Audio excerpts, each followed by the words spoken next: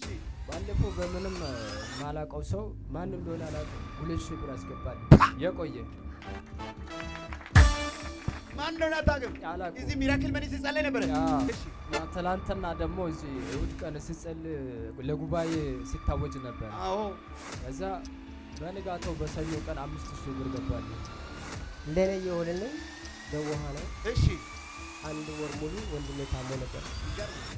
ከዛ እንዴ ለምንድን ነው እኔ እዚህ ጋር ያለው ወንድሜ የት ነው ያለው? ክፍለ ሀገር ነው ያለው። አንድ ወር ሙሉ ታሞ ነው ያለው። እሺ ከዛ ትፈውሳለህ በቃ ምንድነው? ኧረ እሞታለሁ መሰለኝ።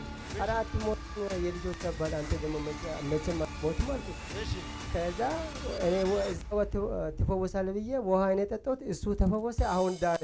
አንተ እዚህ ጠጣ፣ እሱ ይዛ ፈወሰ። አዎ የትም ሀገር ላይ ሆናችሁ ውሃ ባላችሁበት ውሃ ካለ እጆቻችሁ ላይ ያዙ። በኢየሱስ ክርስቶስ ስም እጸልያለሁ። ይሄ የያዛችሁትን ውሃ ስትጠጡ ከዚህ ሰዓት ጀምሮ ማንኛውም ደዌ፣ ስም ያለው ስም የሌለው በሽታ ከህይወታችሁ እንዲነሳውን አውጃለሁ። ቀጣይ በዚህ ስክሪን ስትመጡ ከስር ባለው አድራሻ በምስክርነት እንድንገናኝ በኢየሱስ ስም ከዚህ ሰዓት ጀምሮ ፈውስ፣ ታምራት፣ ድንቅ የእናንተ የሆነ ምስክርነት ሁሉ ወደ ህይወታችሁ መጥቷል። ባለፈው ከዚህ ሳምንት በኋላ አሁን ነገ እስከ ኦሮብ ድረስ ታምራት ያላችሁ ስል 10000 ብር ደርሷል ብሎ ደወለኝ። ኧረ አንድ ሰው አሜን ይበላል። 10000 ብር 10000 ብር ይሄ ዋው! ከዚህ ቤት ወስደው ውሃ ቀብተህ ቀባውታው። ኧረ ማን ለማን ታምራት ይሁን በጌታ በማታውቁት መንገድ የምትጎበኙ 13 ሰዎች እዚህ ያላችሁ በኢየሱስም ትጎበኛለህ።